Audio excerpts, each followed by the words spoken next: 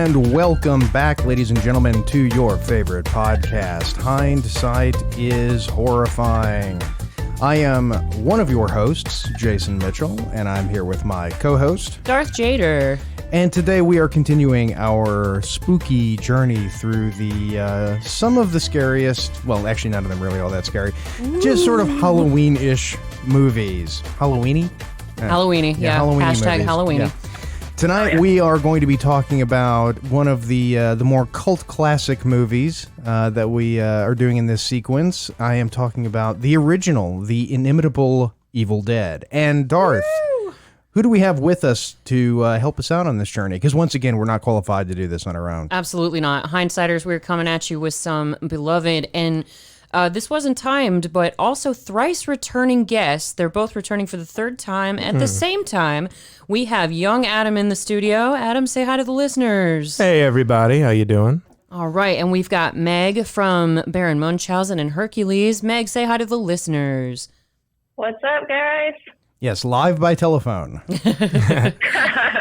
But She's calling in, but the clarity is still crystal clear. Yes, thank you, Bluetooth. We are, of course, talking about the Sam Raimi directed classic that introduced us to Ash, one of my all-time favorite characters. And I don't. Who actually picked this one? Was this did this I one? did. Meg was Meg actually picked the it. first to pick it, and she picked it right out of the starting gate when we first started booking the talent for our Halloween episodes. And when I mentioned to young Adam that we would be doing Halloween episodes, he immediately wanted to join in for Evil Dead. I said it had already been picked, and I had to talk with our guest and see if she was willing to share the spotlight, and she is. So, Adam, you were just lucky to be here this evening. Yes, I am. I'm so Well, gracious. well, she was. We didn't tell her who it was going to be shared with. Then she got mad. There was a whole big thing, but you She know, almost sued us. yeah. Luckily, she's already signed her release, so it's all over. It doesn't matter. So yeah.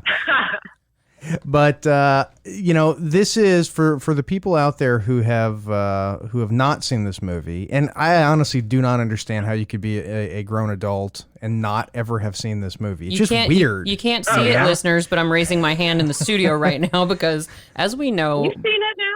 I have now, but I was a grown adult before I saw it, is what he's saying. He's teasing me about that. Well, the TV show that was recently on Stars a few years ago kind of brought it all back. That's Which true. is so good. Yeah. Oh, it's so good. It's a bummer they canceled it. I know. Well, Okay. things can't go on too long. I'm sort of a fan of, I've said this before in the show. I'm kind of okay if they end a show in a good place. I'm kind of okay with that, as opposed to it just going on forever and getting worse. And I've also heard recently that producer Bruce Campbell is going to continue on the series with the recent Evil Dead remake that was done in 2013. So that should be interesting. Oh, the scary one? Like the legit scary one? Yeah. Yeah, I won't have anything to do with that. I'm all for it. I was a huge Not fan that of the. scary. I was a huge fan of the remake. I think a sequel to the remake would actually be pretty cool if Bruce Campbell is indeed retiring the role of Ash. Okay, He so is. He's gone back to producer, which as long as he's involved, I'll be okay. I'll most retain definitely. that original feel. But for those of us loser adults who haven't seen this movie, voluntarily anyway, because the listeners, trust me, you guys are not the front runners for the most hated movie of the Halloween season. I will give you that. no. God. No. So you guys are kind of low on the list. Don't worry about that. But to give you a synopsis, in case you're not familiar with these films, or if you're just an epic chicken like Darth Jader, this movie is about Ash Williams, Bruce Campbell. I've never heard. It's just, Ashley just sounds wrong. It does sound. Only his sister calls him that. Ashley J. Williams. So anyway, Ash Williams, his girlfriend, and 3 pals hike into the woods to a cabin for a fun night away. There, they find an old book, the Necronomicon, whose text reawakens the dead when it's read Sound it aloud, out. which you thought we would have learned from The Mummy, but no, we didn't. Reading out loud is dangerous. The friends inadvertently release a flood of evil and must fight for their lives or become one of the evil dead. Ash watches his friends become possessed and must make a difficult decision before daybreak to save his own life in this, the first of Sam Raimi's trilogy. Yeah. Sorry, we're gonna. And might I say, the third movie? Wait, hang on a second. Hang on a second. Yeah. Keep the phone away from the microphone because it's buzzing. Oh, I can't hear it. Yeah, no, I was coming in clearly. Okay, do you want me to do the synopsis again? Just further away? Yeah, Okay. bring it up again real quick, though. Close to the microphone. Yeah, I can't hear that at all. I can hear it, and then Okay, that's okay. I can just zoom in on the text. So, guys, I'll start over again. So just give us about 3 seconds, and then I'll kick back off with the synopsis. Okay, so for those of us strange adults who haven't seen this movie without coercion in my adult life, but don't even worry, guys, because y'all's movie is not the front runner for most hated movie of our Halloween series so far. So don't stress too hard about who that. hates this movie? No one can hate Such this a movie. good movie. No, I'm saying this is not one of the most hated movies, so that's good. But the synopsis of this movie, in case you're not familiar, is Ash Williams, Bruce Campbell, his girlfriend, and 3 pals hike into the woods to a cabin for a night of fun away. There they find an old book, the Necronomicon, whose text reawakens the dead when it's read aloud. The friends inadvertently release a flood of evil and must fight for their lives or become one of the evil dead. Ash watches his friends become possessed and must make a difficult decision before daybreak to save his own life in this, the first of Sam Raimi's trilogy. The Necronomicon Ex Mortis, AKA roughly translated, the Book of the Dead. And Yes. the book made of human skin and pinned in human blood. You Yeah, would that- think Like you do. Yeah. like you do. That was apparently a thing at one point. People, did this, and because Bette Midler had a copy of. Yes, she did. yeah. The Sanderson Yeah. sisters kept a recipe book Yeah. of Oh, very yeah. similar nature. Yes. Hers was, hers had a moving eye, right? Like Yeah, it had was a little something- creepier Yeah. even, but Okay. it wasn't pinned in blood to my knowledge. It was just bound in human skin. It didn't bite anybody. It wasn't the Monster Book of Monsters, no. Was from it Harry Potter. Kandarian demons? No? No, I think that just rose witches from the dead. But Okay. So, Meg, since you are the person who originally picked So this film, I'm just imagining the guy who's like the craftsman who makes books out of human skin. it's like, do you have to what- dry it and Well, cure it? Like, no, I'm how just does it saying, work? like his customers. Like after a while, does it ever occur to him that like God, everyone who comes to me is like a friggin' lunatic? Yeah, a little. You know, But I mean, I guess I'm gonna shut my Etsy store down. I'm done with this. he's first oarsman in the crazy boat if he's making human skin Yeah, books. you So know. I guess he doesn't. He wants Do to you drum up supply the business. skin? Does he use his own blood for the inking? Yeah. Oh God. That's what the Jeepers Creepers guy is really doing. He's not decomposing. sourcing material? He's sourcing material. Yeah. Maybe he's the guy with the Etsy shop. That's how all these movies link together. That would be a sick crossover. Now I want to watch Ash fight the Jeepers Creepers guy. Oh, Jeepers Creepers wouldn't stand a chance. No. not He'd against last Ash. way longer No. than poor Justin Long. Oh, Oh, Lordy. man. Well, I mean, come on. But yeah, so It's not really a fair comparison. So Meg, why don't you start us off by telling why you picked the movie, and then we can ask Adam the same question. So what was the purpose behind picking this movie for this Halloween episode? It is just like the quintessential Halloween movie. If you're looking for something that's a little bit scary but also campy at the same time, I mean, there's no greater pick than this movie. Plus Bruce Campbell. I mean, honestly, you can't say no to Oh Bruce yeah, Campbell. yeah. That seems to be everybody's line of reasoning at one point. There are bullet points whenever I talk to people, because not having seen this film, I posted on Facebook that I was watching it for research for the podcast, and people just dogpiled on it. Like, oh, well, now you have to watch the sequels. Bruce Campbell. Like, that's their main argument. And so, Adam? Oh, yeah. The sequel is interesting, Okay. but we don't have to go. They didn't own the rights to the first movie, so when they made the second movie, they had to recap what happened in the first movie by like tweaking the storyline and then continuing on from there. Interesting. And then in the third one, it takes up after that.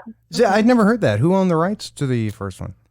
I can't remember. It was some independent studio that Yeah. did the first movie. And I'm assuming subsequently that they sold the rights at a Yeah. certain point because it's all marketed together now with the same artwork and Right. Well, this movie was so low budget, and it was like a bunch of film student graduates in the forest who somehow acquired $300,000 and decided to make a movie in the forest. So they sold the rights. They actually had to create a short film Yes. that this movie is based off of to even get funding. They're like, this is what we can, make off of this movie to give us money. Yeah, apparently that short was called Within the Woods. Yes. Yeah. So I'm with you. Huh. So, young Adam, what was your purpose behind wanting to discuss this movie? Evil Dead. I'm an Evil Dead fanatic. I have way too much merchandise to even name right now. But when I was 13 years old, I went to the library and I heard about this movie somehow. I think AMC used to play horror movies a lot more than they used to around October. And they always played Army of Darkness, which is the third movie in the series.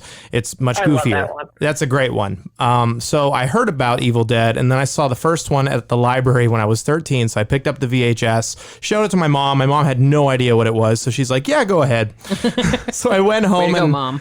I turned off the lights, held the pillow close to me at age 13, and I was really quite scared of Evil Dead when I watched it at 13, but I couldn't stop looking at the screen. I was so fascinated at what I was seeing, and so I immediately grabbed the sequels, and then I became a fan from there. So Evil Dead is not only my favorite horror movie of all time, because I think it's the perfect balance of camp and horror, but it's also probably one of my favorite movies of all time, and it's easily in my top 3 favorite movie trilogies of all time if we're going from the Bruce Campbell trilogy. So I'm an Evil Dead freak. Yeah, I think that there is sort of like a curve, like an age curve as far as like when movies are scary to you. Yes. Because like when you're really little, anything will scare you. Or if you're Darth Jader, anything will scare you. Well, yes, that is true. Sad, but true. With my son, he's 9, and a few years ago, everything scared him. He would get scared of anything you showed him.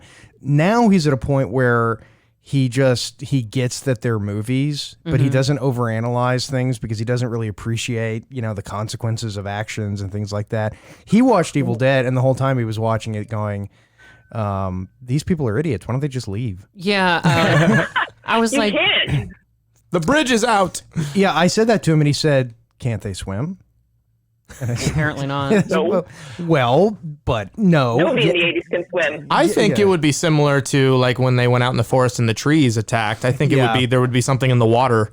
Yeah, well, that's what I told him. Yeah, I mean, once a tree rapes you, you're kind of hesitant to end God, it. another reason why I hate you guys for picking this movie. My God. That tree rape scene is not easy to get through. I will say that. I don't know though, but To be Darth, fair- after you saw Shivers. our last movie, Shivers. I mean, come on, that couldn't have bothered you that much. We can't protect the innocent because he's so not innocent for picking that damn movie. I still have never heard of Shivers, and I'm going to watch it immediately Well, that's now. because you're young, Adam. So that makes sense. True. I need to talk to old Adam a lot more. Oh, that movie is a little before your time. So, that movie scarred me for life. And his choices just get even more weird as we go along. So Wonderful. anyway, but this just weirded me out. And I can speak to David's point about like, why the hell would you do this for Cheryl, for instance?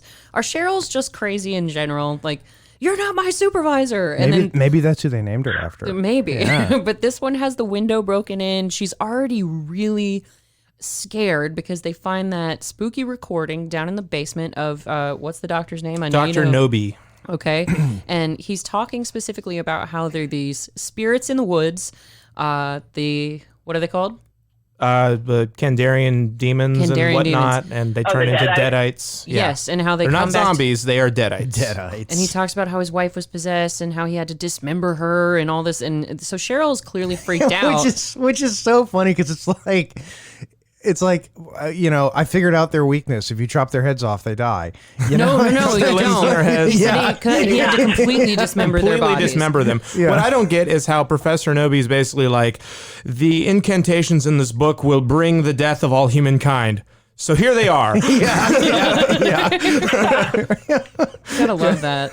Let me read them aloud for you. Well, Yeah, again, 'cause- if people read Hold things on. silently, these movies wouldn't happen. It's just like Evie the Mummy. from The If Mummy. Yep. If she just read to herself, none of that would have happened. Read in your we head. would have been spared like Maybe 5 they need to sequels. just sound out the words. That's Maybe. that's true. Yeah, But so the recording brings all of these. The recording of the doctor reading brings all these demons back to life. But despite the fact that she's already freaked out, Cheryl just runs outside when she hears, "Join us."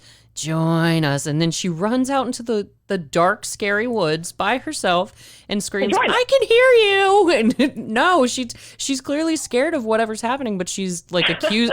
She thinks that if she acknowledges them, I guess, that they'll run away. I don't know.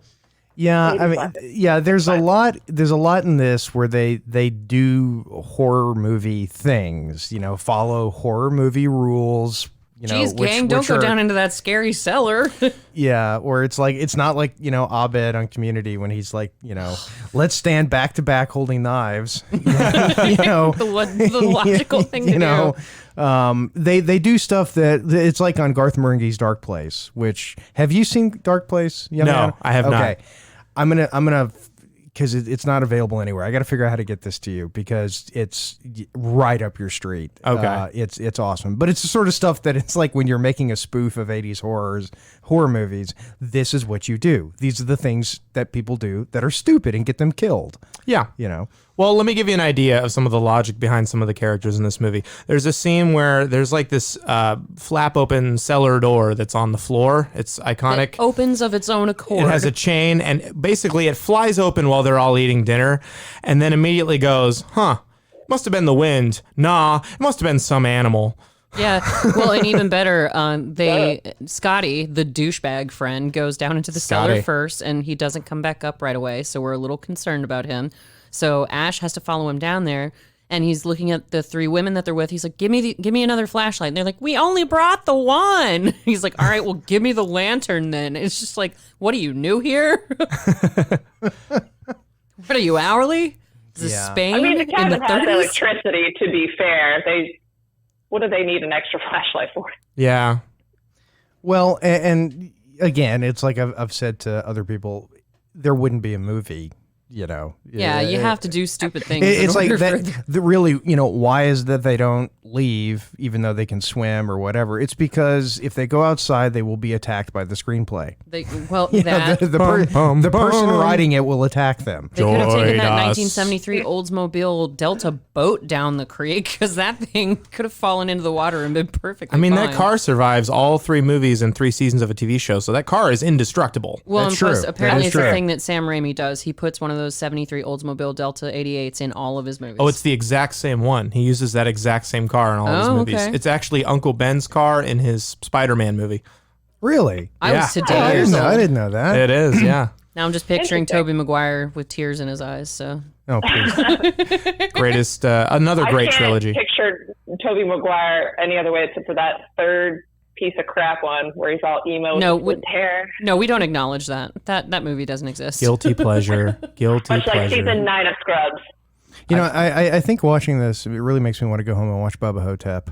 Oh, Bubba Hotep's great. Oh, it's another awesome. great Bruce Campbell. I love that. I think that's Bruce Campbell's best acting job. Probably. I mean, his most iconic character is probably Ash or maybe Sam from Burn Notice. But Bubba Hotep is a lot of fun. He's a much better actor than Bubba Hotep. Yeah. Bubba Hotep is one of those movies I like because it gets you in there thinking you're going to watch one movie. And it turns out to be a really character-driven, interesting story with good acting. And yeah, there's a mummy in it.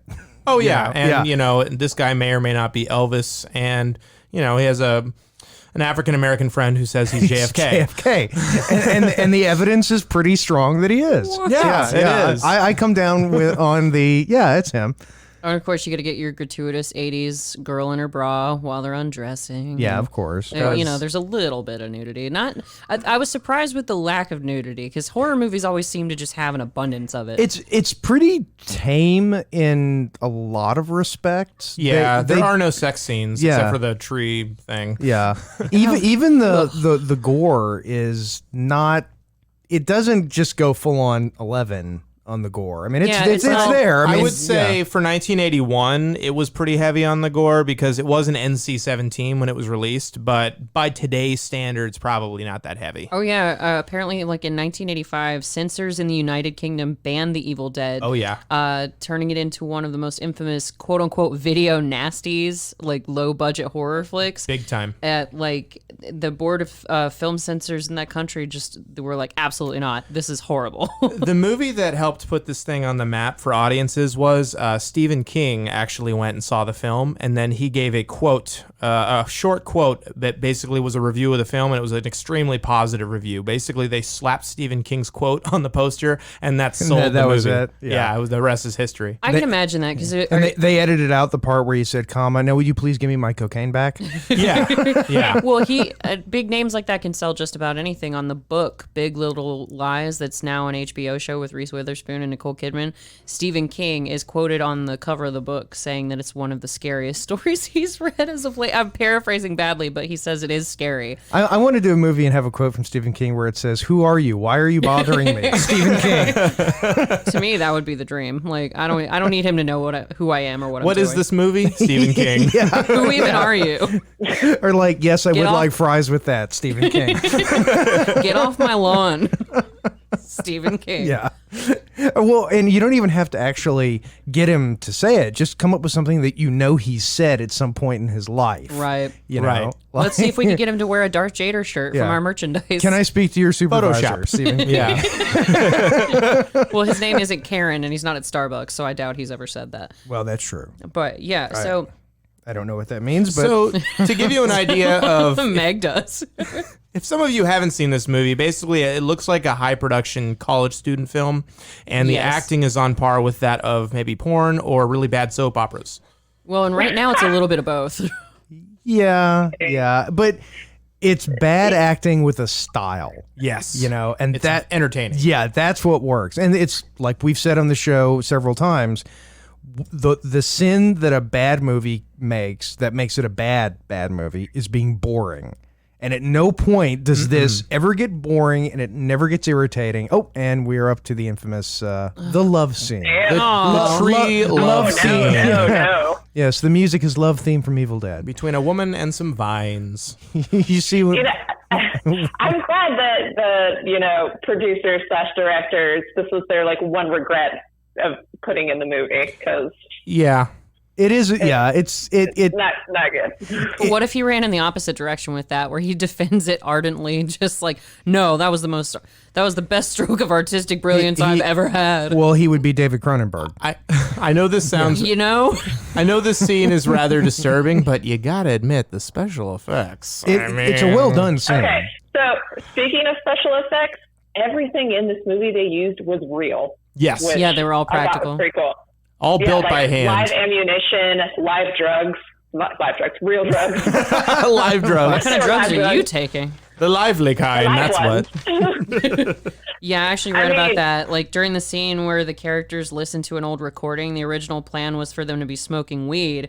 And when they smoked the pot for real, though, they were so stoned and unruly that it led to the removal of all the weed Well, in the, yeah, in the that's script. a pretty stupid idea. You know, it's just like a tad. for realism's sake, let's all really do cocaine. Yeah, and- it's like we'll get a great take now. Well, maybe they do that on Rick and Morty on that one episode with the Vindicators. They got Justin Roiland roaring drunk in real life in the studio so he could really sound as hammered as Rick Sanchez was supposed to on that episode. And the producers were just so pissed off with him by the time they were done recording that he just couldn't focus. It was terrible. Yeah, that's sort of what happens when people get recreational drunk, you know? pharmaceuticals. Yeah. Weird. Well, and they said, though, too, Bruce Campbell has been cited saying that, they were in rural Tennessee. It's like Meg was saying, all the effects were practical, including the bullets in the guns. And he The was just, cabin itself is a real horror story too. Yeah. what do you Really? mean? Do tell. Oh yeah, it's like the cabin they used actually has a spooky background in it, where this little girl lived with her mother and her grandmother, and it was storming one night. She woke up to find her mother dead, then walked over to her grandmother's room, and her grandmother was also dead the exact same night. So she wandered out into the storm and ended up at this farmhouse. And, the farm people took her in, but she never said a word ever. And she grew up there. And every time it would thunderstorm, she would wander out back to that house. And they'd actually have to stop production because I think she wandered out there once. Really? While they were filming. Whoa. Yeah, during one of the storms. And then one time she had wandered out there and they never saw her again. She disappeared. Jesus. Whoa, Doc, this is heavy. yeah. Boy, that should have She been. forgot to bite the lemon, I guess. There's your pinch too. There's your song. Wow, the tree rape scene is just now ending. That's a long scene. It's a was. very long scene. It's uncomfortable to yeah. start with, and then it Well, just goes on for way too long. They wait. In case you don't know, listeners, there is an Evil Dead off Broadway musical out there. That's way off. And to do the tree rape scene, they basically have a guy dressed in a tree. He walks up to the actress playing Cheryl, No. and he starts to tickle her. and then he starts to quickly dry hump her, and then it quickly jumps to the next scene. It's a satire on the movie, so it kind of makes fun of it, of how gratuitous the scene is. Yeah. God. Well, that look, I mean, you gotta.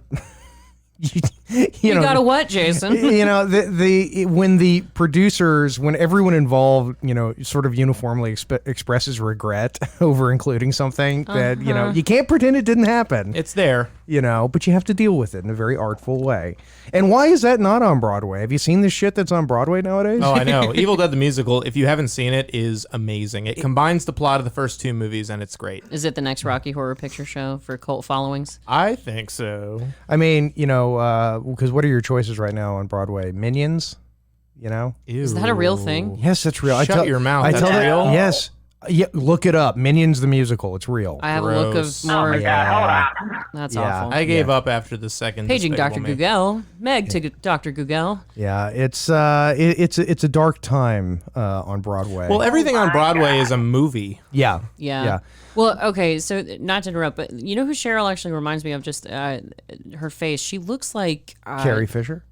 No. Well, yeah, sort of, but I think she also looks like Jennifer Grey. Yeah, I can. Ferris Yeah, Bueller's She Day looks Off. like a B-rate Jennifer Grey. Yeah, Yeah, a little bit. I could see that. No, it's the movie. It never bogs down. Like, there's no point. It's a movie that's as long as it needs to be. It has exactly what needs to be in it. I will give it that. Yeah. Yeah. Yeah, And it's the it's- perfect length. Yeah, I mean, it's really. I would say that for people who want to become filmmakers, particularly horror filmmakers, don't go out and just copy this. But it's something you need to watch because it really shows. Okay, we don't have a lot of budget. We don't have a lot of time.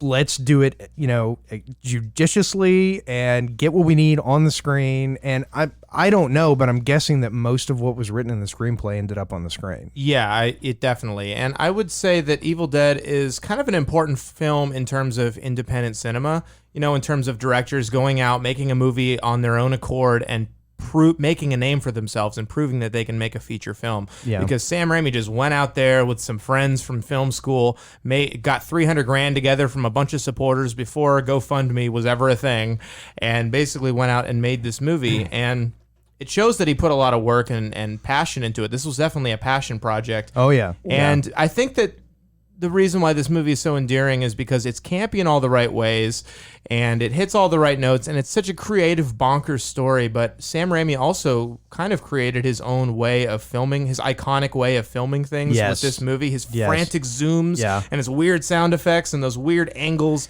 All of that started with this movie. Yeah, that people have been ripping off shamelessly for years now. Sam Raimi ripoffs. Yeah. Well, I mean, even huge name directors like Peter Jackson, he cites The Evil Dead as a major influence for him. Oh, have you seen Peter Jackson's early horror films? They're Of course I haven't. Brain Dead. yeah. Brain Dead is flat out Evil Dead inspired. Okay. Yeah. I've never even heard of that. Check out Brain Dead / Dead Alive, depending on which country release. Yeah, when I saw it, I saw it as Dead Alive. Dead Alive. Yeah, it's considered one of the goriest films ever made. It's super gory. But there's a scene. There's a scene in Dead Alive / Brain Dead where the hero comes in and fights these kind of Deadite knockoffs with a lawnmower instead of a chainsaw. It's great. Yes, yeah. Oh, I do know this movie. Yes. You've seen it. an I'd be iconic willing to scene. bet you've seen it. It had the world record for using the most fake blood in a movie for a long time. That's pretty cool. And that actually makes me think of Bob's Burgers of the Burn Unit because he said lawnmower.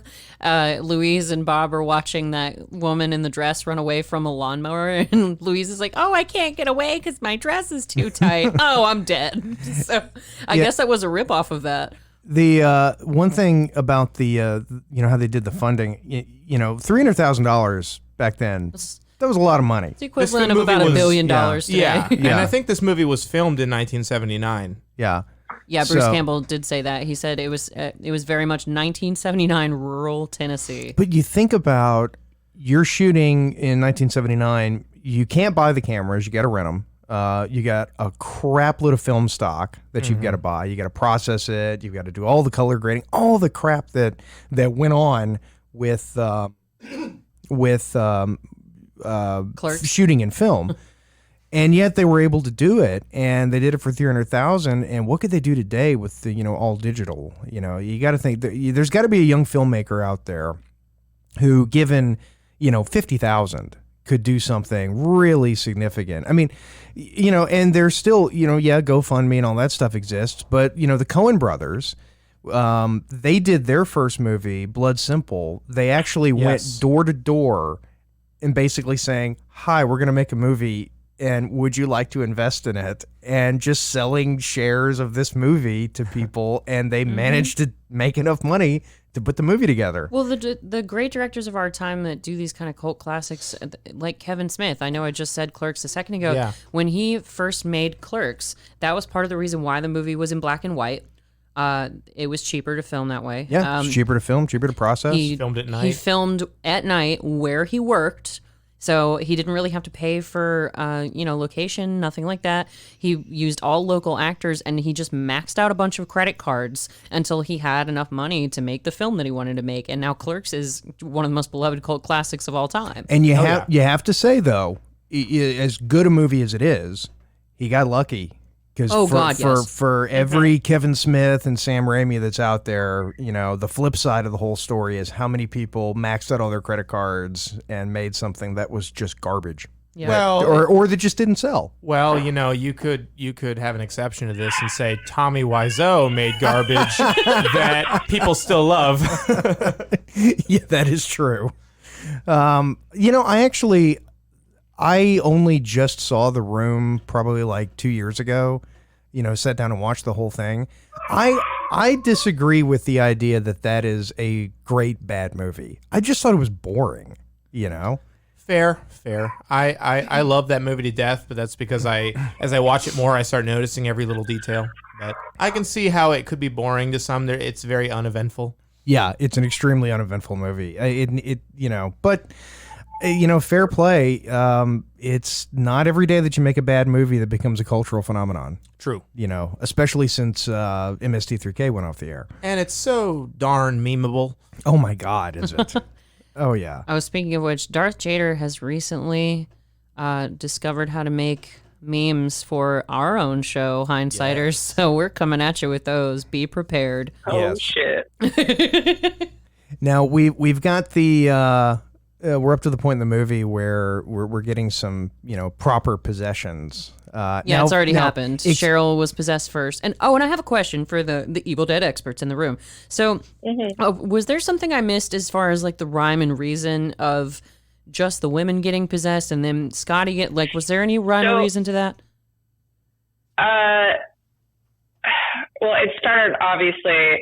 So if you watch the scary version, you'll notice that there are like these rituals that happen to, release hell on earth basically. And it starts with reading the book. And then the next one is getting raped by the tree. And then. So basically like acts of violence, because I noticed, Cheryl, the first thing she does is stab Ash's girlfriend. She goes all stabby and slappy on Linda.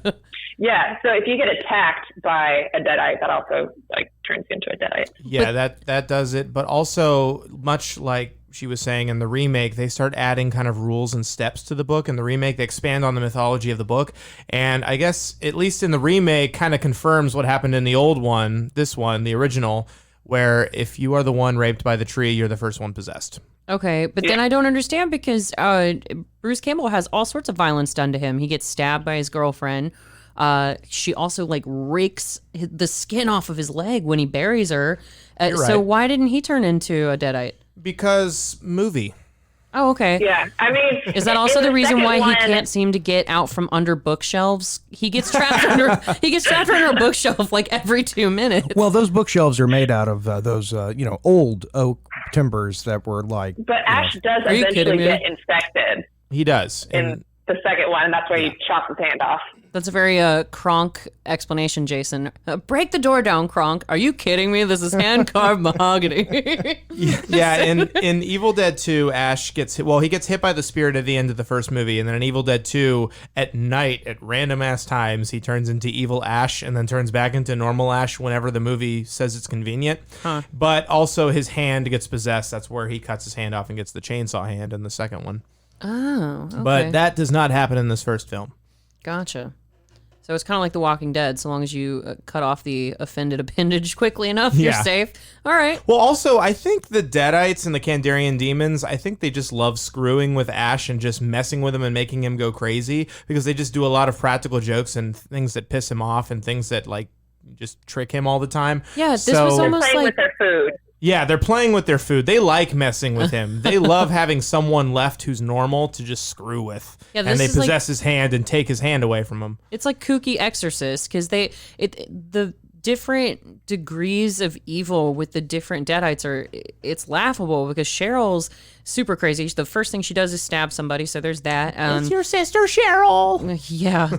They emotionally manipulate Ash. I see that. But Linda sits there for like 45 minutes and just giggles. Sitting on the floor crosswise, I don't understand that. Now, bear in mind, I love this movie, and I think the Deadites are creepy as hell. But the one Deadite, it was Scotty's girlfriend. I can't remember her name for some odd reason. Shelly.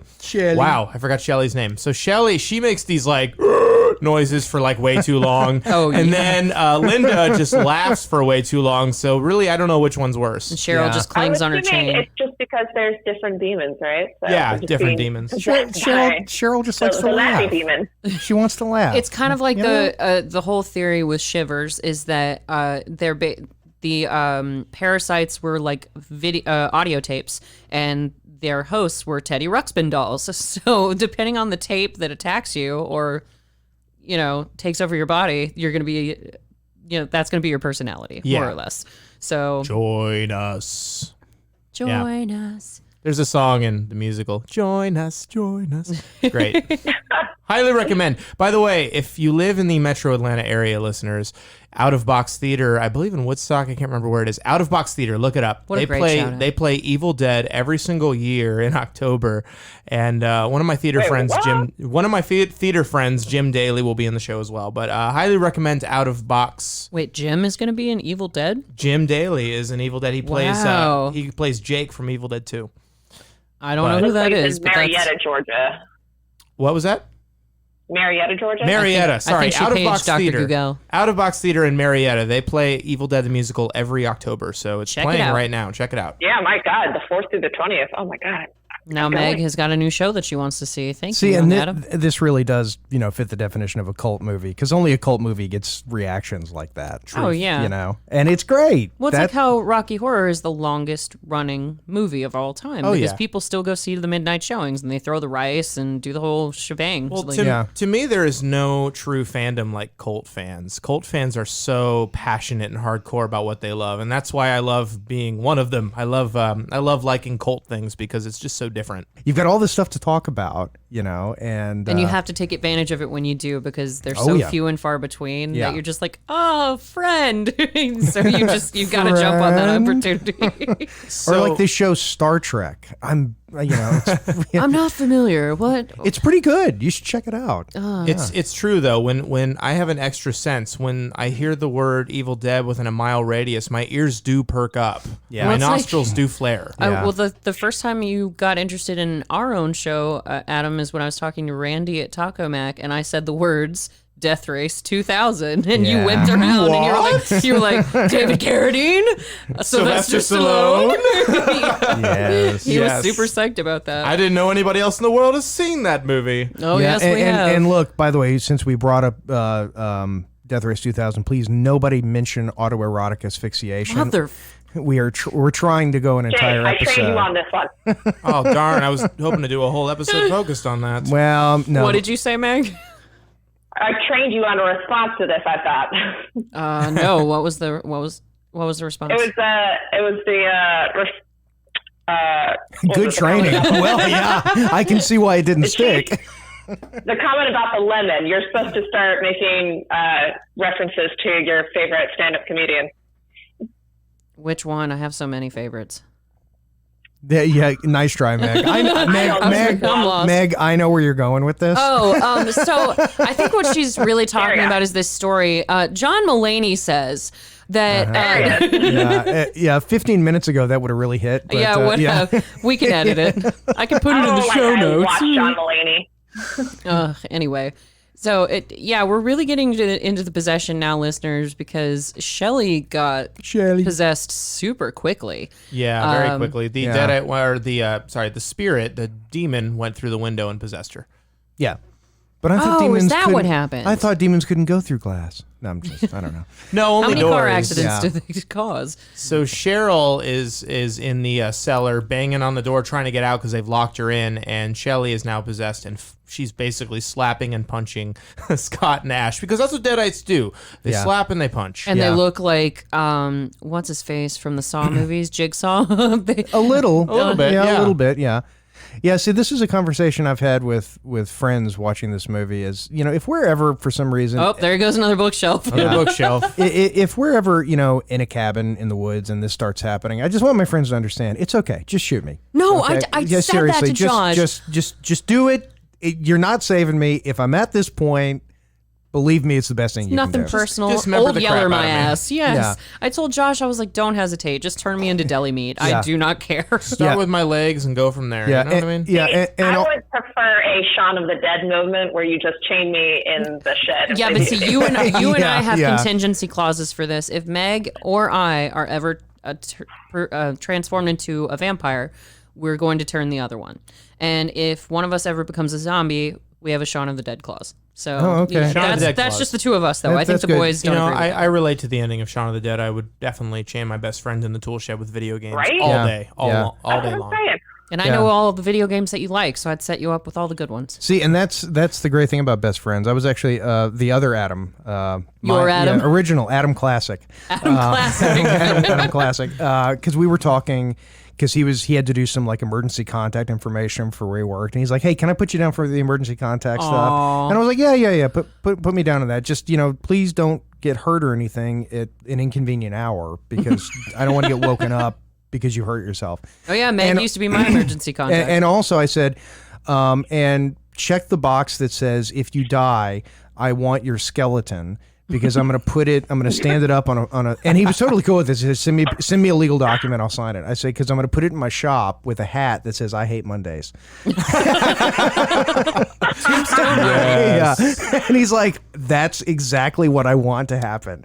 I'm putting that in my will that's what I want to happen. Grandpa, is this a scenario 3? Oh my God, it's a scenario 4. Okay. Yeah, that's rad. Yeah, best friends have contingency clauses for just such occasions, listeners. Oh, yeah. Here we go. Now the possessed Shelley is spewing Alka-Seltzer instead of pea soup. She's turning into Bishop from Alien. Actually, it's got milk, anybody. It's got to be milk. Oh, is that what it is? Well, it's either they shoot out milk or they shoot out oatmeal. It's one of those two. Yeah, the oatmeal was confusing. Genuine, because the entire ending with the stop motion is just...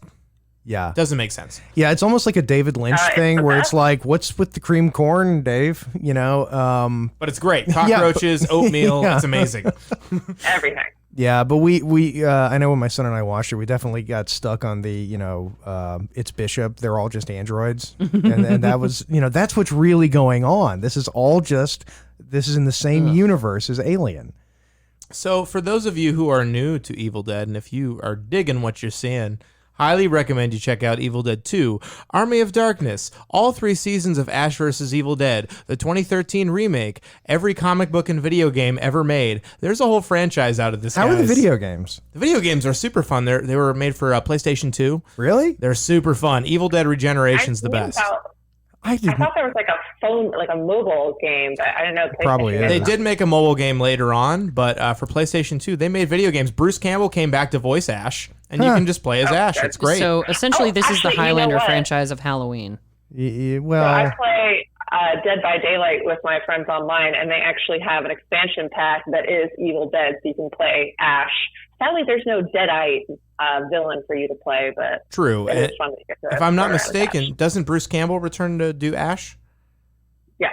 Yeah, Bruce Campbell will voice Ash. He's just retired playing him on screen. So we've got some really bad haunted house Halloween facts going on right now. Shelley has been dismembered by Scotty. Those college students dug holes in the floor to entertain us. Yeah. So. Hey. Yeah. And this does also get to that point in almost every 80s horror movie where you think, if you do make it out of this one, you're going to have a very awkward conversation with the police. And all of the family members of the Yeah. I'm never involved. This is one of my favorite lines from the movie that just happened, where Scott is basically telling Ash to kill possessed Shelley, and he says, kill her, kill it. Yeah, Great. and I get confused a little bit with Scotty because he's a bit of a tool for sure. He's a prankster. Oh, see the musical. They make him Stifler in the musical. Oh God, he's a scamp. But yeah, when he hacks Shelley up, the boys go out to bury her because Scotty insists. He says she was our friend. She's dead. We got to bury her. Yeah. And then after that's done, they turn right around and Scotty's like, we got to get out of here.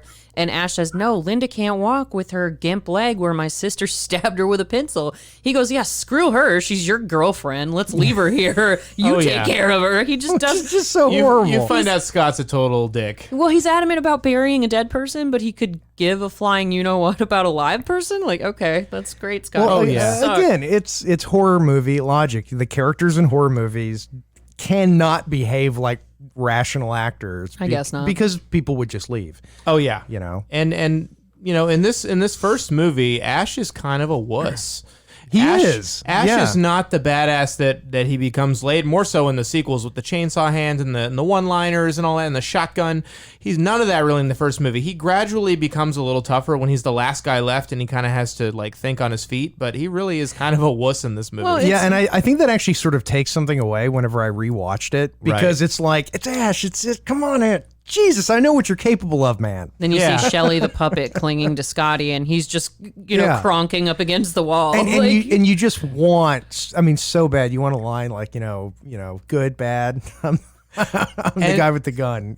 Please send in your feedback if you would like to do Evil Dead 2. Basically, so Darth Jader can sit here and watch Evil Dead 2. I'm down with doing the whole franchise. I love you, Jason. Let's do it. So much. Oh yeah, Absolutely. No, I'm telling you. Look, Darkness. they're hilarious. They become really They funny. become very, very funny. This is telling the third time I'm watching this damn movie. I don't want to watch If these you like anymore. Rocky Horror or Little Shop, Army of Darkness is so funny. Yeah, and it is as different from this movie as they could conceivably have made it. and that's what I really like about this franchise. Each Evil Dead movie with Bruce Campbell kind of stands alone as its own type of film, because the first one's more of a straight up campy horror film. Yeah. Second one's a horror comedy, full on horror comedy. Yeah. Third one has no horror. It's all adventure, comedy, action, no horror whatsoever. I still remember the first time I saw And the the third best one. one-liners ever. Oh, yeah.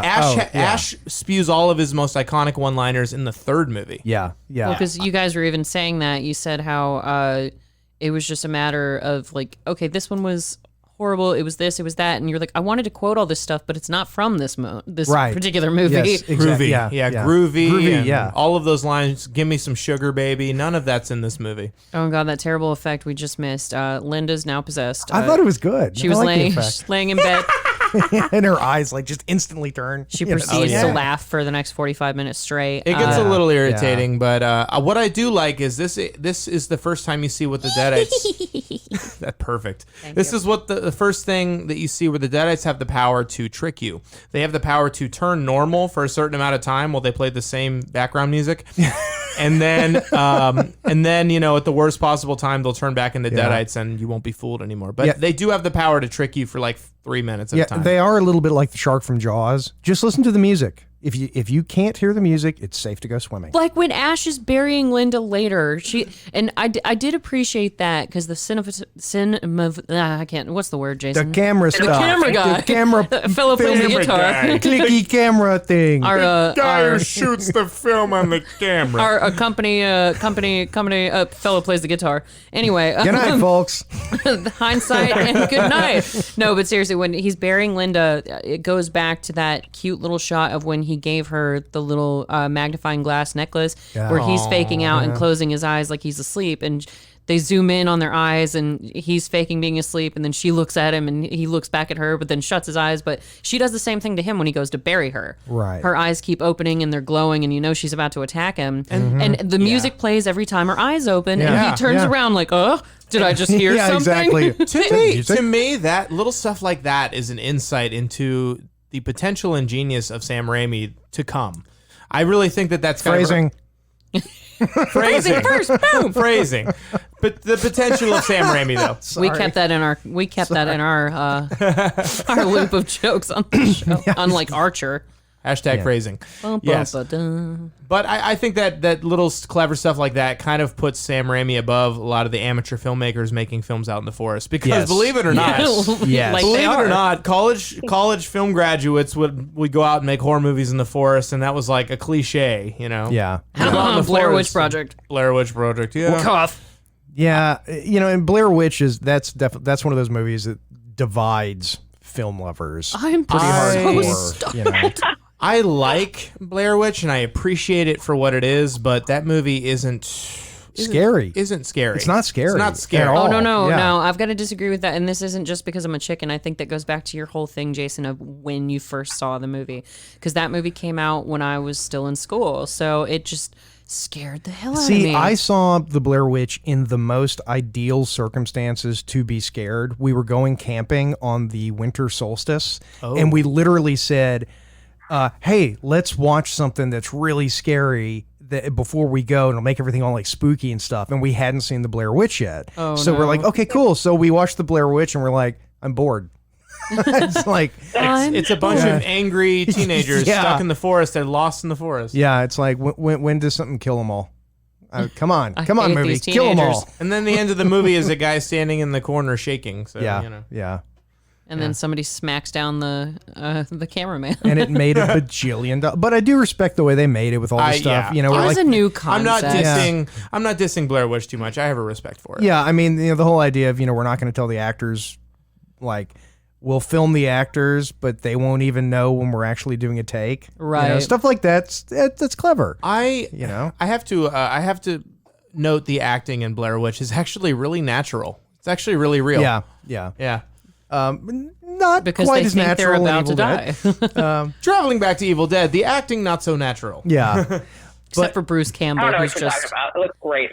Bruce, let's great. be real. Bruce yeah. Campbell made his mark with this movie. Oh yeah. And even though the sequels have all the iconic stuff, I still think the first Evil Dead is my favorite of the entire franchise. I think it's for sure. It's the best movie, just from the standpoint of a person writing a screenplay, putting their vision on film, all that kind of stuff. Fighting against all those odds and it's constraints. There's it's a real, like you said, there's a lot of filmmakers, a lot of film student graduates who go off in the woods and make a movie, and it's just garbage. It's garbage. This is one of the exceptions to the rule.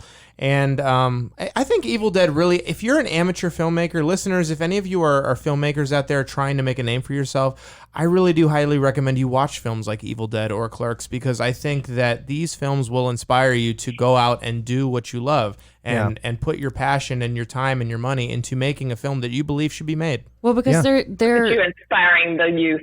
Yes. Well, and I've got to agree with you there, Adam, because these movies look attainable from an artistic standpoint. Right. You go and you watch, even if it's a crap movie, even if it's the next Transformers, you're like, how am I ever going to afford all this CGI, all this, all that? Like, you don't need it. But then you look at Blair Witch and you look at Clerks and you're like, holy shit, they did that for what?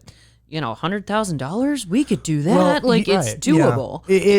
It's from the artistic standpoint, it's the 1,000-year question, which is, do you want a movie that's going to be really successful, make you a lot of money, stuff like that, or do you want a movie that in 1,000 years people are going to look back on and say, wow, The Godfather, great, Yep. As much as everybody's up the ass of the Marvel Cinematic Universe, 200-300 years from now, nobody's going to give a shit. No, they're going to be forgotten, and no one will care. It's fair. I mean, Scorsese just gave the interview where he said they're not movies, they're theme parks. Yeah. And he's like, he wasn't dissing them. He was like, look, they're good for what they are, but they're not cinema. Yeah, and I respect his opinion, but I have other opinions, but I can see where he's coming from on that. Yeah, I mean, in a movie like this, it's just filmmaking. And it also proves the point that you can do something low budget that is real filmmaking, but it doesn't have to be an up your own ass, sort of film school, quote unquote, movie. It can be a fun horror movie.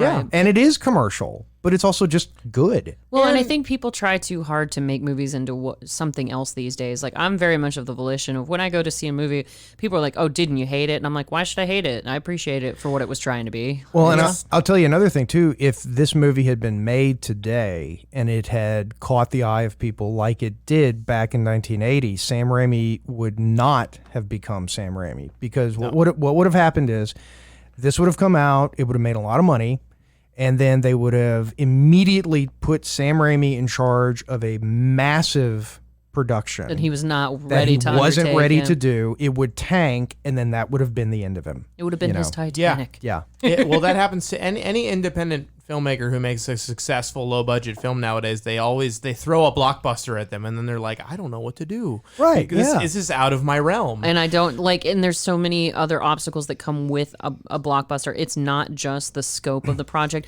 it's the type of actors you're dealing with. Well, it's the type of any sort of talent that's involved. You get like because Bruce Campbell doesn't have a complicated writer. You know, in 1979, it didn't matter. Well, and also too, if you look at someone like Spielberg, it took a long time for Spielberg to learn who do I hire as an editor. You know, who's Yeah. this? What cinematographer is going to be right for this movie? Oh yeah, because you know? even with Jaws, when he first heard the music for the shark, he thought it was kind of funny. But then when he paired it with the editing, he was like, "Oh my god, this is just those two notes. Yeah. It's perfect." Yeah, Kasdan and Kazan and all those guys. I mean, Spielberg has John said, Williams, and John Williams. Spielberg has said, he's like, look, I mean, it's a team effort. My name's there as a director, but it's a team effort. You know, there's all these other people. You know, I mean, even George Lucas, who say what you will about him. I mean, he said about John Williams, I make silent movies and then I give them to John Williams. And they become masterpieces. Yeah. So if you're a young filmmaker and you all of a sudden you get a blockbuster thrown at you, you're gonna have to rely on people you don't know, and inevitably, whatever your vision was is gonna morph. It's gonna change, and it's gonna become everybody else's vision, and it's gonna flop, and that's it. You're over with. So I don't know. Will there ever be a Sam Raimi again? I don't know. And with any luck, he'll make TV shows. Because, frankly, that's where all the good quality is nowadays. That's where the actors are going because they want to be able to live in a certain place for, an extended amount of time. Yeah.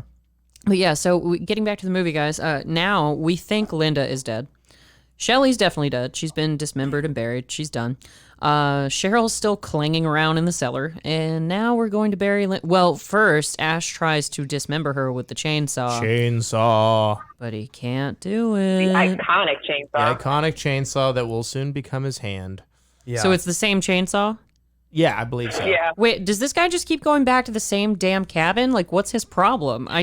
Well, again, go ahead. Go That's what ahead. happened with the second movie, how he didn't own the rights to the first one. So in the second one, he basically had to recap/remake what happened in the first movie, as well as continue on the storyline. In 5 minutes. So yeah, he was still at that same cabin because technically it was just continuing on from where the first one left off. Oh, Right. okay. So- I didn't understand that Yeah, one. in Evil Dead 2, it's basically supposed to take place in the same day or two period as the first one. So does it pick up where the whatever it is that's launching itself at him? Yes. Okay, it picks right up from it. After it remakes the first movie in 5 minutes and recaps the audience, It picks back up. it picks right in. Gotcha. Okay. Uh-huh.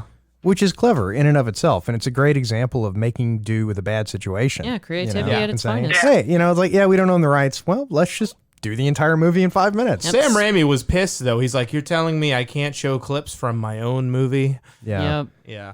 Oh, Yeah. rights are a bitch. Yeah, Yeah. that's Hollywood for you. Well, and again, that's one of the things. It's there was nobody at the time telling him, hey, dude, don't sign this contract. Oh, well, Yeah. this was some low-budget, no-name studio who had Evil Dead at the time, so they were like, Evil Dead's our moneymaker, man. Yeah. You want the clips, you're gonna pay for the clips. Well, and on the opposite end of that spectrum, that's the same reason why Bill Watterson has never sold the rights to Calvin and Hobbes. Yeah. He doesn't want this masterpiece to be bastardized with cartoons and ridiculous merchandise and all this other stuff. Right. You never know who's going to take that and run with it. Well, so. yeah. I mean, there's a right way and a wrong way. I mean, have any of you seen? Because I loved Garfield when I was a kid, and I love Garfield and Friends, the old cartoon. I refuse to watch the live action. I love Bill Murray, but I couldn't not watch the it. live- I saw no. that. It was bad. Not the live action. Have you seen the recent reboot of the animated version. There's a new animated I didn't. version? Yeah. Yeah, it's made by a French production company, and it is all horrible CG. Oh. Like Windows 98? Promoted by Rachel and Chandler from Friends. The characters sort of glide as they walk because they don't have the animation just right. But it's official. It's licensed. I mean, it's signed off on, Okay. go watch it. It is Gross. abominably bad. I'm going to YouTube that. Oh, we've got the moment, guys, Here with we the are. eyes where Bruce is trying to bury Linda. So Linda is reenacting the little game that Ash would play with her when he would close his eyes when she's not looking and then open them when she's not looking and then close them when she is looking at him. Get it together, young Adam. Oh, I'm sorry. I've only seen this movie 80,000 times. But yeah, he's about to bury her, and keep in mind, she's not dismembered. That's going against the rules, ladies and gentlemen. He couldn't do it. Because he couldn't do it. 2013, burying her alive is another way to get rid of it. According to the remake. So that was a new rule that they introduced with the new one? They introduced some newish rules to the book in the remake, but that is definitely separate canon. They found a separate tape where the professor was like, "Oh, and I also forgot to mention." Because anything Knowby says immediately becomes true. I sort of jumped the gun on dismembering my own wife, but it was really just because her cooking was terrible. Yeah, as it turns out, she wasn't even possessed. Well, egg on my face. She was just really annoying, guys. Living alone with the same person out in the woods. Well, his doctorate was in sociology, so What you're gonna see soon coming up is one of the reasons why Sam Raimi enjoys making the Evil Dead films so much is he loves terrorizing Bruce Campbell. He loves messing with him in every way possible, and he loves making it hard for him. So he loves covering him in fake blood, is what I'm saying.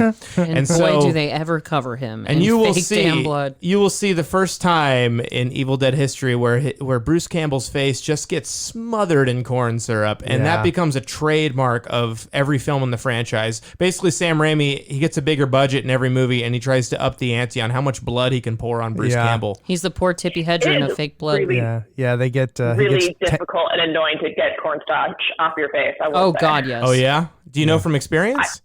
Yeah, because I worked at a few different haunted houses where I had to put fake blood on it, and it was just sticky and gross. I hated it.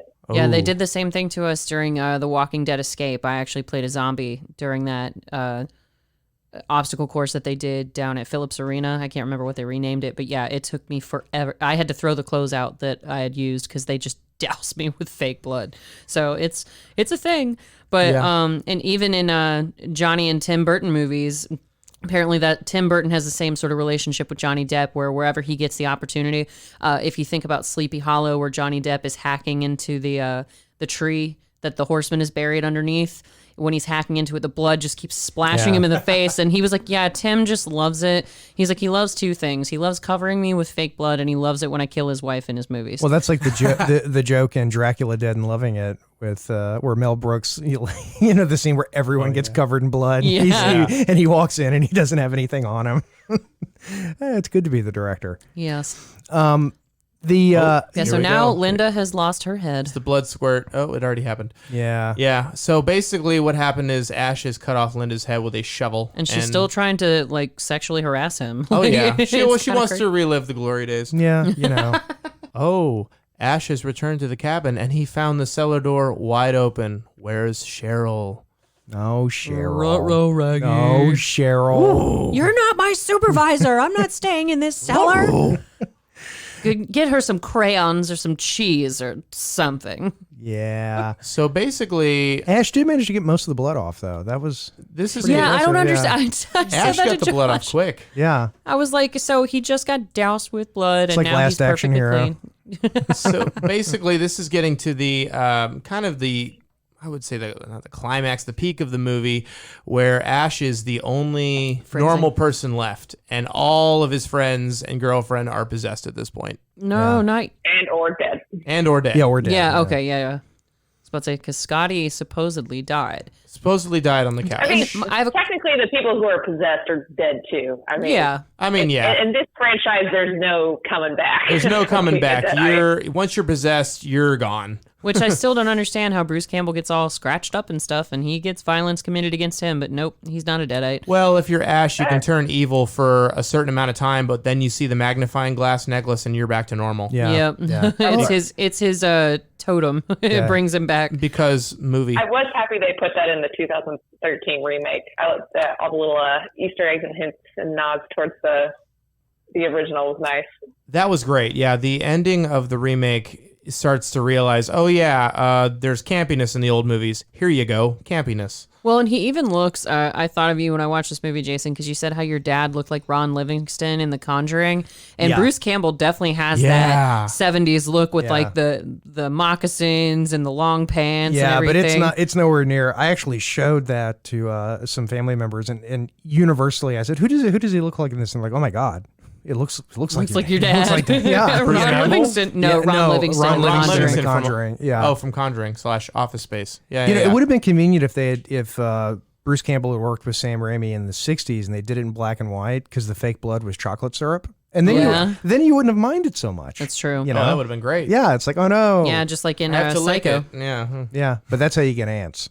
Ugh, do you want ants? Because that's how you get ants. That could make for a good horror movie shot. Ants everywhere. Yeah, that's true.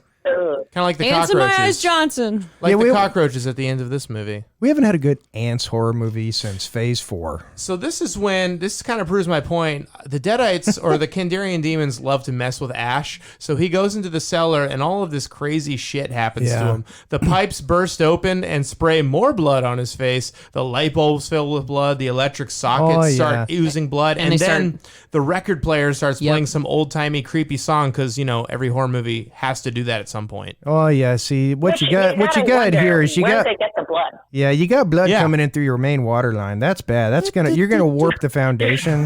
That gopher was messing up all the grounds, and now there's blood everywhere. You got to get a professional in here. This is gonna just be a problem. I do like the shot where the projector is aiming at Bruce Campbell, and then the blood drips on the projector light, so the blood is. That's such a cool shot. Yeah, that's innovation right there. He has to think like the Deadites. And in essence, become one. No, he doesn't want to become one. That's the opposite of what we want to achieve. Yeah. What was that? So who would you add to this movie if you were... Because normally... Batman! Normally, I would say Batman. I know you would. But I'm sort of thinking if I had a magic wand, Linda Hamilton. I would add... I would add... Ripley from Alien. Yeah, that's true. Especially Sigourney Weaver. Yeah. Get away from him, you bitch. Honestly, I think Ripley would be far tougher than Ash. Yeah. Ripley really wouldn't be bothered by them that much. Oh, this? Oh, please. Oh, I got this. I put Arnold Schwarzenegger in this. There you go. Yeah. He's got the funny enough streak.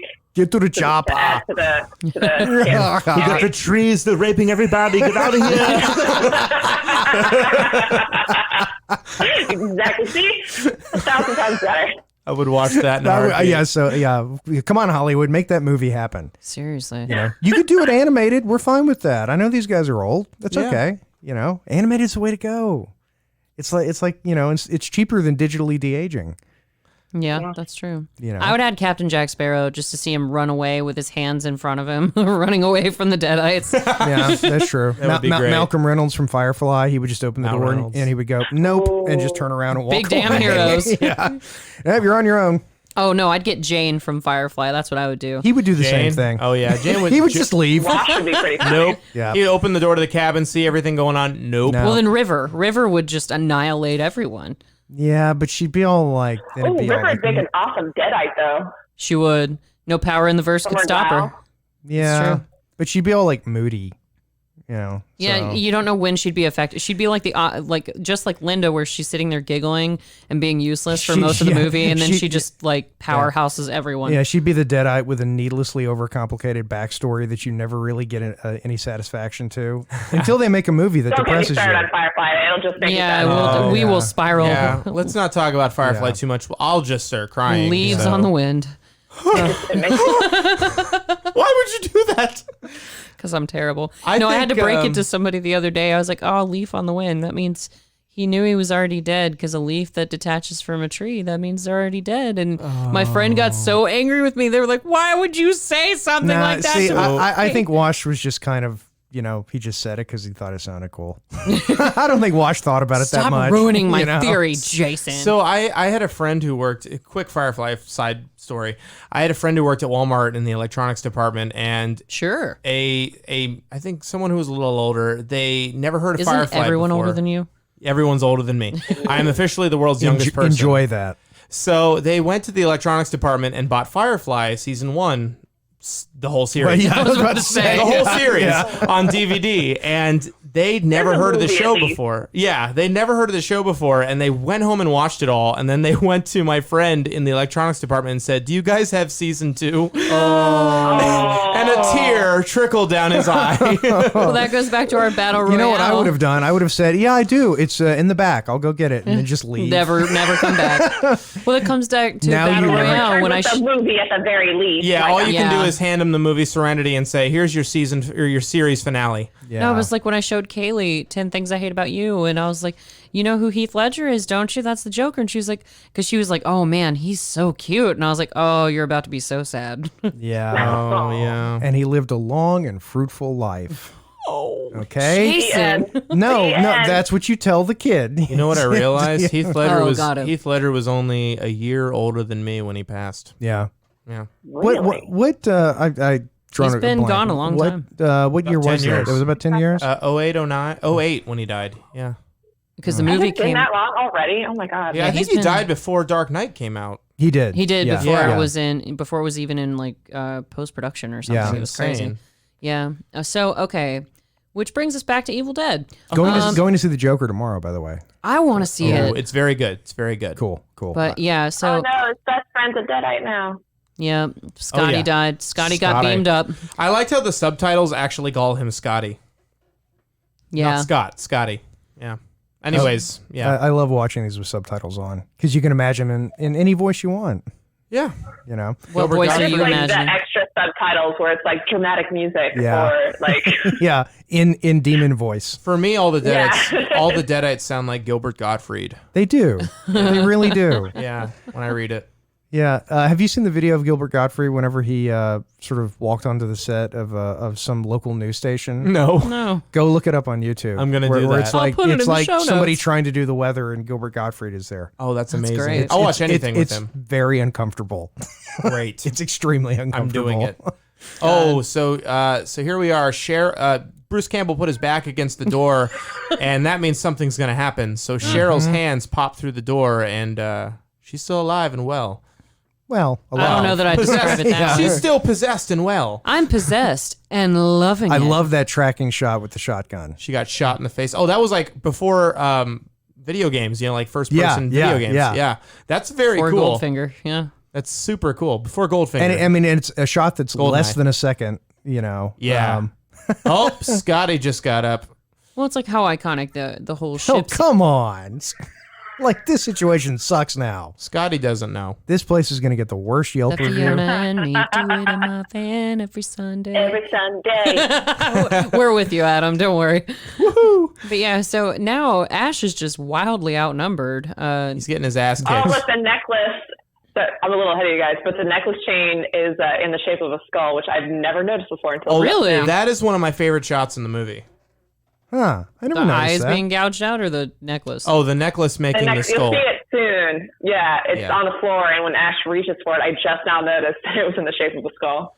So this ending scene when he's fighting when he's fighting Scott and Cheryl at the end of the movie, this is when like 90% of the gore kicks in. Yeah, Deadites apparently have incrently high blood pressure. Yes. Oh, yeah. Like 200 turn into psi. fire hoses. Yeah, essentially, you just prick them with a needle and they explode like a balloon. Oh, if Or you, they spew Alka-Seltzer out Yeah. of their faces. if you watch Darth Jader, if you watch Evil Dead 2, it almost becomes a running joke in these movies where every human body has more blood than the actual body can hold. Yes. Yeah. More blood sprays out than actually is possible. Yeah. It's great. You can swallow a pint of blood before you get sick. So, listeners, ignore the book getting burned here because it doesn't happen in the sequels. Yeah. Oh. It doesn't happen. But in this movie, they didn't know. They had no idea they were going to make an Evil Dead 2. So they thought the book's burned and that's the end of the movie. Yeah, because that's what, essentially kills all the The Deadites. And that's good logic. I mean, Ash had every right to throw the book in the fire thinking that would do it. His hand clawing across the wooden floorboards. I know like people are sensitive to the whole hand scraping a chalkboard like in Jaws, but the sound doesn't bother me. It's the idea of like, oh my God, he must have so many splinters underneath his fingernails now. Oh, yeah. Oh, I hate that. I hate that. Oh, no. My big thing is anything to do with teeth. Oh, yeah. Yeah. Hey, have you seen American History X? Oh. Jesus. Oh my God. Yeah, because I've got the same thing. And there is a moment in that movie that I literally just thinking about it causes me to cringe. It's the part where Ed Like Norton. we start like licking your teeth and just like. Well, it's where Ed Norton tells a guy to get on the ground and bite the concrete, bite the curb, and then he stomps on his head. Yeah. Well, for me, it's always anything with like blades near somebody's mouth. Because having ripped my mouth open in my life, like going back to the Joker with Heath Ledger when he held that. I got these scars. When he holds that razor in that mobster's mouth, my whole face goes numb whenever I watch that movie. For me personally, I have an actual phobia of things going near my eyes. I have a phobia of getting my eyes poked out of my head. Like you do. So when I watch this movie, actually, and the scene where Ash puts his thumbs in Scott's eyes, I turn away. I can't watch that. It's pretty messed up. Yeah. Oh, so we're hitting the point where the book has been burned. Stop motion. And basically the Deadites are like decomposing at an incredibly fast rate, and they're just like falling apart into mush. Yeah. And the effects are done everything known to man. Yes, and the effects are done entirely with like stop motion. Yeah, and it's a really cool scene. I wonder how much time it took for them to actually film that. You gotta wonder because it's just. It makes me think of Parks and Recreation, and I know Meg knows exactly what I'm talking about, where Ben is trying to make a claymation movie. Oh, yeah. And- It took like 5 seconds. Yeah, he's been working on it for like 7 days, and it ends after 2 seconds, and he's like, what happened to my claymation? Like, it's got to take some time. Yeah, and there's the oatmeal coming out of an arm. Yep, like you do. Because zombies are full of oatmeal. And Alka-Seltzer. You have to wonder, I mean, clearly the claymation took forever, but you have to wonder if they tried to speed up the process, but they were just like, no, just throw a bunch of gunk on it. It doesn't matter. Just put it on. It'll be great. And the Beetlejuice hands just screaming out of the bodies, like... We've got a very cool piece of movie memorabilia in the office or in the studio with us. Tell us about it.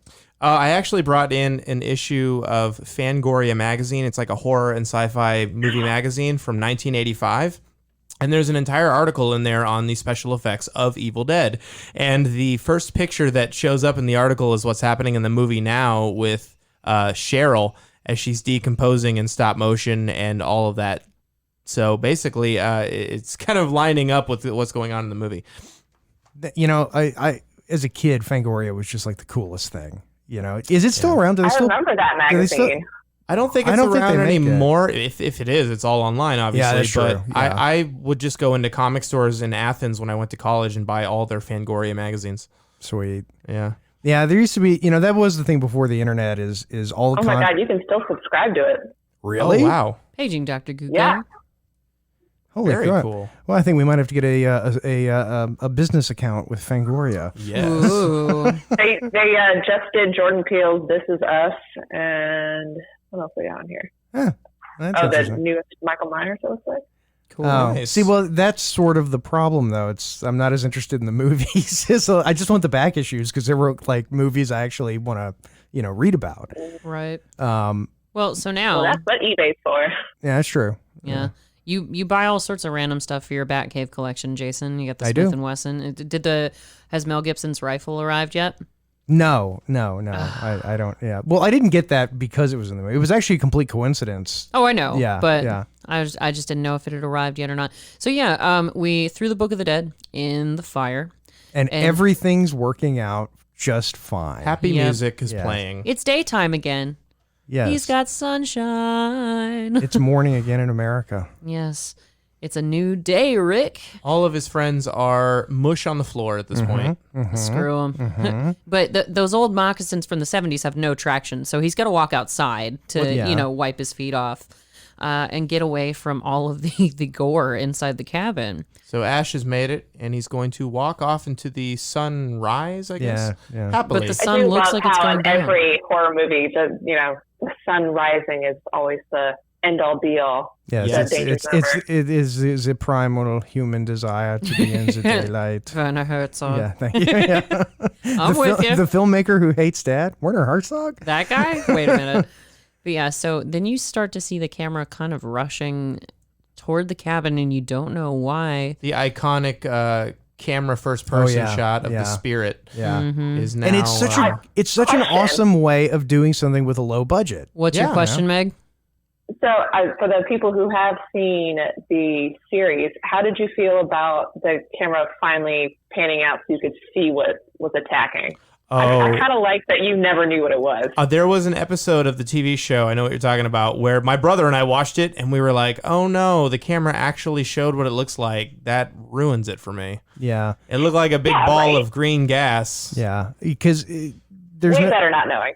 Yeah. Oh, way better. Yeah. I mean, because it's never going to live up to what is in your imagination. No, it's the implication all day long, just like in Cloverfield, because that movie, I never saw it, but I heard that it tried to be Blair Witchy-like with the camera work. Yeah, and that's pretty good. Found footage. Not bad. Yeah. Right, but the point was that, you never really saw what was chasing the stars of the movie, and then it was like, what, a big Godzilla type thing, or what kind of monster was it? It was like a B-rate Tokyo monster. Yeah. Well, again, that's like Jaws. I mean, Jaws was a successful movie. Wait, did they just say Joel Cohen was one of the editors? Yes, he was. Yes. I've got notes on that, actually. Oh, I'll be damned. I didn't know that. So go ahead with your thought on Jaws and all. Yeah, well, I mean, lots of people have said this. It's the fact that the shark didn't work most of the time, so they didn't show Poor the Bruce. shark most of the time, made it much scarier because Way scarier. Yeah, because you're not seeing the crappy, fake shark. When you show it in small doses, it looks fine. Right. Yeah, well, exactly. Yeah. Right. It's sort of like back when George Lucas knew how to make movies, and episode 4, how there are no shots of any special effect that last more than about a second and a half. Right. It's always here's a special effect, cut to another shot, so the brain never has time to catch up with. Wow, that really didn't look all that good. So the movie just ended with the first-person spirit rushing towards Ash, and then right as it's about to hit him and he's screaming, the movie ends. And that is why we're definitely going to make Darth Jader watch Evil Dead 2. Oh, you guys suck. Evil Dead 2! You'll like it. You will probably be in the majority of people who like Evil Dead 2 the most. Yeah, I feel, if anything, you have to watch 2 just so you can get to 3. I suppose you can watch 3 without watching 2, but you have to watch that. Yeah, to answer your question, Jason, Joel Cohen did have a part in this. You want to tell us what it was? Yeah, I just happened to look up and see that, and I'm looking at the, in Darth's exhaustive show notes. She actually had it. You love it! Yeah, Joel Cohen was one of the assistant editors on this movie. That's really cool. But talk about if you could go back in time, If you could turn back time. We're just... Oh! Wow. We went full share. Sorry. There you go. Want to be the Sonny to my Cher, Adam? Oh, you know it. Any day of the week. Only buy some fake mustaches, a whole bag of them. There you go. And get the bowl cut and then run into a tree. And then run for Congress. Well, not in that order. Yeah. Well, yeah. Run into a tree, then run for Congress? Okay, Yes. I gotcha. Yes. Couldn't hurt. But yeah, so on that note, we've pretty much gone through the movie Hindsighters, and I'm interested to hear, like, what are y'all's final thoughts? Because, Adam, you said you've watched this movie approximately 14 billion times, and Yes. Meg, I would imagine it's about the same amount for you. Oh, for sure. Cool. So this is obviously something that you saw for the first time when you were younger, right? Both of you were younger when you saw, that's what Adam was saying. So, Meg, how old were you when you first saw this movie? Honestly, I first saw it in college. Okay.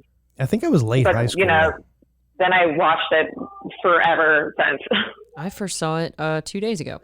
So that's exciting. But then to that end, Adam, what has kept you watching this movie? In that case, since you were so young when you saw it, when did you rewatch it again afterwards? You said you went out and got the sequels and stuff, but they're kind of campy. So what made you revisit the scary part of this trilogy? The original? Sure.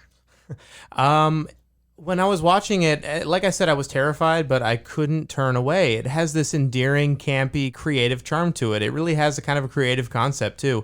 I would say that the fact that it kept going into these amazing sequels. But after I watched it, it left an impact on me. I don't know. I've never seen anything like this film before. And that's why I recommend it to anybody. I've shown at least 10 or 11 of my friends who have never heard of this movie. I forced them to sit down and watch it with me, and I show it to them every year for Halloween. But this movie has an endearing, campy, amazing charm to it, and that's why I've always gone back and rewatched it every year for Halloween. This is the one movie that I will watch every Halloween. And it's like a staple. Oh yeah, it's like a staple at this point. It has this cult campy quality, and I can't stop watching it because every time I watch it, I notice something else about the filmmaking process that went into it, and I love it. Definitely agree with you there. It's got, I mean, the performances are great. Even though, I mean, they're campy and silly, but they're great campy and silly. Yeah, the actor's clearly committed, despite how silly they're some of good. the roles were. They do a good job. It's campy in all the right ways. Yeah, exactly. And every sequence follows, like I said, it doesn't get boring. The story subtly keeps changing. First it's, spooky, they're off in the woods together. Now it's, she's been attacked, and it's zombies. Then it escalates. Well, yeah, and tree rape. But it's always, at least the first time you watch it, you're always going to a new place that is a Sam Raimi place that you haven't been to before. And that's, and it works. And, after all these years, I actually say, getting into our Alf to Seinfeld scale, it's got to go way up at the top. I appreciate it more now. I think I like this movie a lot more now than I did when I was younger. Yeah, I have a deep admiration and respect for how this movie was made.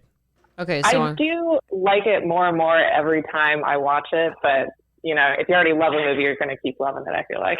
That's true. And I was about to ask you, Meg, since you saw it in a later stage in your life than young Adam did, what, I guess you must have been on the cusp between adulthood and sort of teenagehood. Like, what really appealed to you about this movie when you saw it that keeps you coming back to it? I just agree with the campiness, and I just really like the cinematography of it all. It's just kind of, when you're in college and you see something that's kind of college produced and it actually holds up to, its standard. It works. It just works. It's good. So in that case, the boys wound up on the high side of Alf to Seinfeld. Where would you rank this movie on Alf to Seinfeld? Oh, like a 9. Wow. Pretty high. That is a good rating. Yeah. Now, see, me, hindsighters, I'm just going to go ahead and give this a solid 3 because I've been your, please send for your every horror hate movie mail. you watch, please do. I'm the only one that gets any hate mail anyway. Yeah, that is. Well, Let us know if you would like Darth Jader to watch Evil Dead 2. yes. We've already got... No. Why are you doing I'm this? going to send some hate mail. saying that she has We can to do watch like it. an applause thing, like clap your hands if you want her to watch it again. And then, oh, look, lots of people. Well, the people have spoken. So what that means is that at some point in the future, we are going to be watching Evil Dead 2. You guys are the worst. We are, however, listeners, coming to a close on our Halloween series. It has been a blast. We've got a few more episodes coming at you for Halloween, and then we will be kicking off our holiday movie series, so be looking forward to that. We've already got a few movies lined up, but so guys, any final thoughts? Plus, wherever we can find you, like if you have any upcoming projects that you want to announce or social media that you'd like to share with the hindsighters. Adam, how about you go first? Well, if you are a fan of horror, which if you're listening to this episode, you most likely are, I am finally kicking off the first episode of a horror podcast done in an anthology style similar to that of Twilight Zone, where each episode is a brand new and unique story written by my very amazing friend Shane Adams. But I will be hosting a horror podcast called Kept from Sleep, and the first episode will be kicking off on Halloween Day, so look out for that. And I will be doing the hosting, and I will be doing the voices for most of the main characters, so keep an eye out. Outstanding. I'm going to have to Very go check cool. that out. And despite the fact that we joke about this a lot, send me the information and I will put it in the show notes. Yeah, we will definitely that will go promote in. that. Yeah, Yes. absolutely. And anywhere that you would like people to find you on the social mediums if they need to follow you somewhere, Adam. Adam Roderick Darby on Facebook. That's all I got. Find him. He's blonde. You'll find him. You'll find me. All right, Meg, anything that you'd like to announce that you might be working on or anywhere that people can find you on Instagram, social media, whatever you like? Currently working on a painting project for someone. They wish me to paint their 3 cats in a Star Wars portrait. Yes, this was a former pretty excited guest to go star through of that. ours, listeners, who commissioned this project. I'm imagining some like really rich Italian person. I want you to paint, Mr. Da Vinci. Mr. Da Vinci. They actually have me doing one of their cats, who's kind of the sad, lazy cuddly type, as Jabba the Hutt, and I've sketched him out. Oh, damn, that's cold, man. Are we talking about Layden? Okay, we don't need to get it. Yeah. No, I just know the people she's talking about. So this is Oh, going to be... I thought you were talking about the cat. Sorry. No, the cat, yes. Oh. So this is her Catstein Chapel, if you will. She's making a wonderful art piece for some of our The friends. Pope has commissioned you, Michelangelo. Paint these cats like they're in Star Wars. Paint them like your French girls. But yeah, so that's really cool, Meg. Thank you. And anywhere, do you want anyone to follow you on social media? Well, they have to find me first. Okay, fine. She'll make it a challenge. We need to start asking people this question before we roll. Probably. So It's a little less. Put them on the spotlight. yeah, give me a minute. No, quite honestly, I can't even remember I think my Twitter is like Magagmeg, which is my gamer tag Magag. Well, We'll put a link. Don't We'll put a worry, link in there. Hindsighters. If you can find Darth Jader and you can find Hindsight, you can definitely find Meg because she follows us, so that's true. great. We do have a new project that is getting off the ground. It has absolutely nothing to do with movies. As you know, I do scale models. Yes. We've got a new YouTube series called The Bad Modeler. There is a website, thebadmodeler.com, or you can just search for it on YouTube. It's a series for people who want to get into scale modeling, and I am hosting that. Check it out if you're interested. We'll put a link, and it's brand new, and I think it's pretty good. And as Hindsighters, we know you're invested. We've got future projects always coming down the pipe, so just stay tuned. Stay tuned in with us. We appreciate that. In the meantime, you mostly know where you can find us. Nobody follows anyone on Twitter anymore, but in case you're interested, we're Hindsight Horror on Facebook and Twitter. You can find us at Hindsight is Horrifying on Instagram. And we always appreciate you tuning in, so thank you for joining us for your drive time, listening time, workout time, veg out time. We don't care. We're just happy that you're here. Thank you for joining us. This has been Hindsight with Darth Jader and our special guests, Young Adam. and I think we lost her. Meg. Are you still there? Nope, she's not. So Meg was here, and then I was also here with my co-host at some point. What's your name again? Jason Mitchell. Awesome. We will see you next time.